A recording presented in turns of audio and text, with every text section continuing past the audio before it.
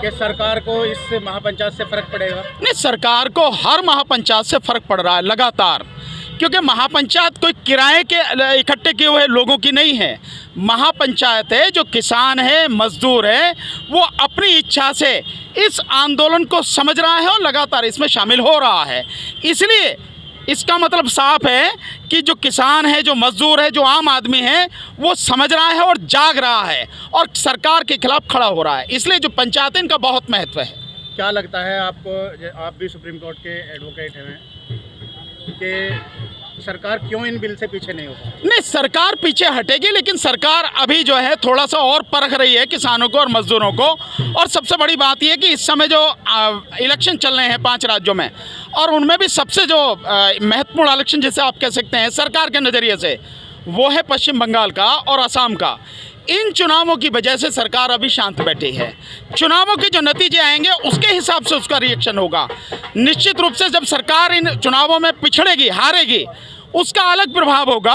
और अगर सरकार ईवीएम में धांधलेबाजी करके, बेईमानी करके जीतती है, उसका प्रभाव अलग होगा। तो अभी इलेक्शन के बाद ही इसका प्रभाव आपको नज़र आएगा। अब बार बार ईवीएम की बात आती है, जनता भी ईवीएम की बात करते हैं, लेकिन ईवीएम बंद क्यों नहीं हो पाती? नहीं, ईवीएम बंद करेगी भारत सरकार, बल्कि संसद में जो संविधान, इसमें संशोधन होगा कानून में, जन प्रतिनिधित्व अधिनियम 1961 जो है, इसमें संशोधन होगा, तब ईवीएम हटा के और बैलेट पेपर को लाया जाएगा। और ये तब तक संभव नहीं है जब तक पूरे देश में ईवीएम के लिए जन आंदोलन न बने और जन आंदोलन बनकर सरकार पर ज़बरदस्त तरीके से दबाव न डाला जाए। जैसे कि इस समय किसान आंदोलन है, ये जो किसान आंदोलन है, इस किसान आंदोलन ने अब धीरे धीरे जन आंदोलन का रूप लेना शुरू हो गया है, रूप कर लिया इसने। इसी में अगर ईवीएम का भी ये मुद्दा जुड़ जाता है, जिसकी हम पूरी कोशिश कर रहे हैं, और बहुत जल्दी हो सका इसी महीने, और संभव हुआ तो 23 तारीख को जब शहीद आजम भगत सिंह जी, सुखदेव और राजगुरु जी का शहीदी दिवस है, उस दिन से हम ईवीएम की लड़ाई पूरे जोर शोर के साथ में पूरे देश में हम शुरू करने जा रहे हैं। हो सकता है उसके बाद जब सारी स्थिति बने तो जन आंदोलन बनेगा, तभी सरकार पर दबाव पड़ेगा। नहीं तो अगर नहीं बनता है तो निश्चित रूप से सरकार तब तक ढिलाई बरतती रहेगी। देखेंगे आगे क्या होता है, क्या स्थिति है। हमारी कोशिश ये रहेगी कि ईवीएम का आंदोलन किसानों के आंदोलन की तरह जन आंदोलन बन जाए, इसमें जुड़ के ये ताकतवर बन जाए दोनों आंदोलन। जो जनता है, देश की जनता है, या किसान है, मजदूर है, उनको क्या संदेश देना चाहते हो? नहीं, उनके लिए मेरा बहुत सीधा संदेश है। मैंने अभी कहा भी है, सब लोग इस बात को समझें कि ये जो कानून है, ये पूरे देश को तबाह करने वाले कानून हैं। अगर इन कानूनों की वापसी नहीं हुई तो निश्चित रूप से आने वाले ज़्यादा से ज़्यादा 4 या 5 साल में देश का किसान, देश का मजदूर, आम आदमी, बेरोजगार युवा सब पूरी तरह से तबाह हो जाएंगे।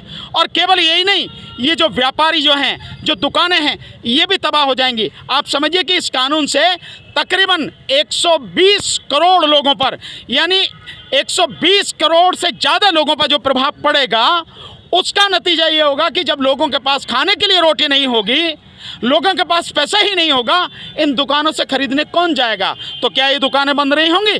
निश्चित रूप से बंद होंगी। और दुकानें बंद होने का मतलब ये है कि देश पूरी तरह तबाह हो जाएगा। चंद लोगों के हाथ में केवल संपत्ति रह जाएगी। इसलिए हर किसी को समझना चाहिए कि इस आंदोलन में किसानों के साथ हर किसी को साथ में आना चाहिए, चाहे वो किसी भी जाति का हो, चाहे वो किसी भी धर्म का हो, चाहे वो व्यापारी हो, किसान तो है ही, मजदूर हो, बेरोजगार हो, गरीब हो, कोई भी हो, सबको इस आंदोलन में साथ देना चाहिए। और साथ भी इस तरह से देना चाहिए कि हफ्ते में एक दिन इस किसान आंदोलन के लिए निकालें।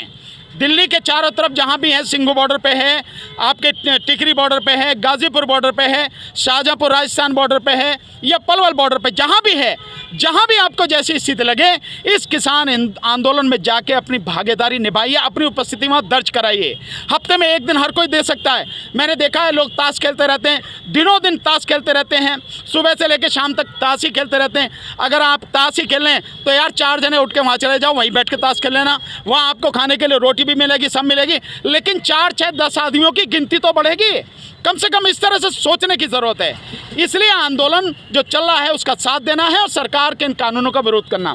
एक और मुझे लोगों से बात करनी है कि अगर कोई नहीं जा सकता, उसे लगता है कि नहीं मैं जा नहीं सकता, तो भाई जो किसान आंदोलन ने नारा दिया है बहिष्कार का, किसका बहिष्कार? अंबानी यानी रिलायंस के जितने भी उत्पादन हैं, रिलायंस के जो पेट्रोल पंप हैं, रिलायंस का जो जियो मोबाइल फ़ोन है, इन सबको छोड़ो।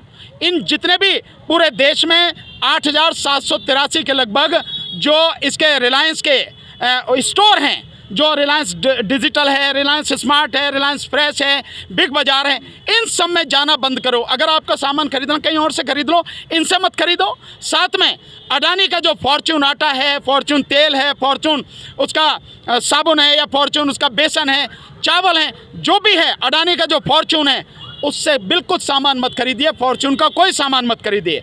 और साथ में लाला रामदेव, पतंजलि के जो उत्पादन हैं, उनको खरीदना बंद कीजिए। और लाला रामदेव का एक और उत्पादन है, वो है रुचि सोया तेल, इनको खरीदना बंद कीजिए। और अगर सबसे बढ़िया आप काम कर सकते हो तो ये कि 1 साल के लिए अपने घर के टेलीविज़न में ताला लगा दो। साथियों, अगर आपने ये काम कर दिया, निश्चित रूप से सरकार झुकेगी और बहुत जल्दी झुकेगी, और शायद इस देश की दिक्कतें ख़त्म होनी शुरू हो जाएं। अगर आप ये नहीं करेंगे, फिर आपको बचाने वाला कोई नहीं है।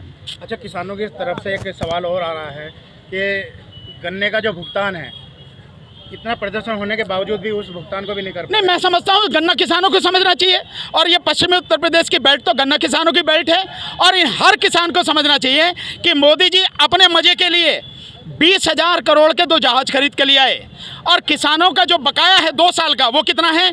15,683 करोड़।